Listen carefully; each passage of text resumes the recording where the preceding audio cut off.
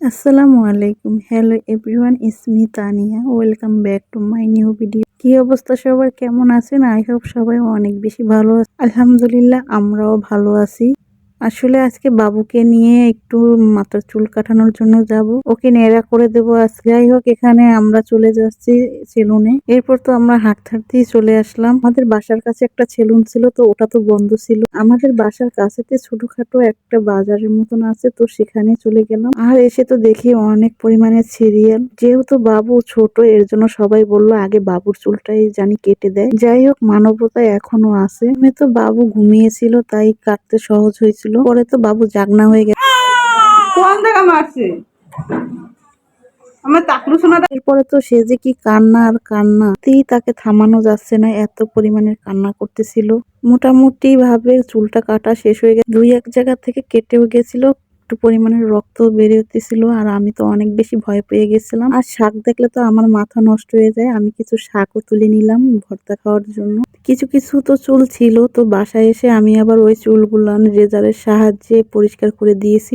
এসে বাবুকে গোসল করিয়ে খাইয়ে দাইয়ে ঘুম পড়িয়ে দিয়েছি। মোটামুটি ঘুমাতে ঘুমাতে ওর 3টা বেজে গেছে। যেহেতু ঘুমিয়ে গেছে, ভাবলাম যে এখন রান্না বাড়া সেরে নি। জিরাতে কিন্তু অনেক পরিমাণের ময়লা থাকে, তো বাসাতে জিরা এনে তারপরে ধুয়ে ভালোভাবে পরিষ্কার করে শুকিয়ে তারপরে ব্লেন্ডার করে গুঁড়া করে নিই। এতে করে বাজার থেকে জিরার গুঁড়া কিনে আনতে হয় না। আমাদের বাড়িতে তো অনেক পরিমাণের রোদ, যার কারণে শুকাতে তো কোনো ঝামেলাই হয় না। আর আম্মু বুদ্ধি করে কি সুন্দর করে জিরা গুলান পরিষ্কার করে নিছে। তো এখন এগুলান নেড়ে দিবে, এক রোদে একদম মচমচা করে শুকিয়ে যাবে। তারপরে তো আব্বু ব্লেন্ডার করেও দিবে। আজকে আমি চিকেন বল দিয়ে এই আলু দিয়ে রান্না করব। আর এই চিকেন বলটা আমি নিজেই ঘরে বানিয়ে নিব। কে তো মুরগির কিছু মাংস দিয়েছি আর বলেছি এটা ব্লেন্ডার করে দেন। আব্বু তো খুব সুন্দরভাবে ব্লেন্ডার করে দিয়েছে। এরপরে আমি এখানে কিছু পেঁয়াজ কুচি, মরিচ কুচি, লবণ, হলুদ, লবণ গুঁড়া, জিরার গুঁড়া, একটু গরম মশলার গুঁড়া দিয়ে ভালোভাবে আমি মেখে নিছি। এরপরে তো আমি বল বল আকারে ভেজে নিব।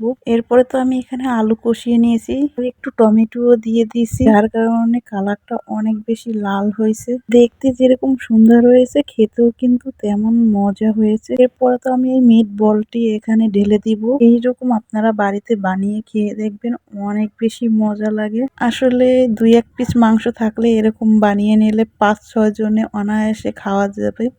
আমি তো এই মিট বল বানানোর জন্য এই মাংসটুকু রেখে দিয়েছিলাম। আর এই মিট বল দিয়েই কিন্তু বিরিয়ানিও বানানো যায়। বিরিয়ানিটা খেতেও কিন্তু অনেক বেশি মজা হয়। আমি তো প্রায়তে এই মিট বল দিয়ে কিন্তু বিরিয়ানিও বানাই। যাই হোক, রান্নাটা আমার কমপ্লিট হয়ে গেছে। সামান্য একটু গরম মশলার গুঁড়া উপরে ছড়িয়ে দিলাম। এরপর তো ঘরে নিয়ে আমি রেখে আসতেছি।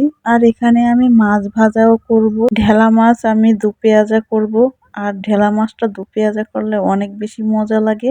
এটা সাগরের ঢেলা মাছ। তো এখানে তেল দিয়ে দিলাম। আর ঢেলা মাছটার ভিতরে আমি যাবতীয় যা মশলা সবকিছু মেখে নিয়েছি, মরিচ গুঁড়া, হলুদ গুঁড়া, লবণ গুঁড়া আর জিরার গুঁড়া। পরে আদা রসুনের পেস্ট আমি দিয়ে ভালোভাবে মেখে নিয়েছি। পরে তো আমি তেলের উপরে একটা একটা করে মাছ আগে দিয়ে দিয়েছিলাম। যখন এক পাট ভাজা হয়ে গেছে, আমি আর এক পাট উল্টিয়ে দিয়েছিলাম। 2 পাট ভাজা হয়ে যাওয়ার পরে তারপরে আমি কিন্তু মশলাটা দিয়েছি। তারপরে তো আমি ভালোভাবে ভুনা করে, এ তো আমার হয়ে গেছে রান্নাটা কমপ্লিট। যেরকম লোভনীয় হয়েছে, খেতেও কিন্তু মাশাআল্লাহ অনেক বেশি মজা হয়েছে। আর ওখানে তো আমার টাকলু সোনা ঘুমাচ্ছিল। আর সোনাকে আজকে মাথার চুল ফালাইয়ে দেওয়ার পরে কিন্তু ভালো একটা ঘুম দিয়েছে। এরপরে তো আমি লাউ শাক ভাজি করে নিব। এখানে লাউ শাক, সিম, আলু, যে শাকটা তুলে নিয়ে আসলাম সেটাও দিয়ে দিছি। একটা বাগার খেতে অনেক বেশি ভালো লাগে। তো আমি সাবুর পাপড় বানিয়ে নিলাম। যাই হোক, আজ এই পর্যন্ত। সবাই অনেক বেশি ভালো থাকবেন। আল্লাহ হাফেজ।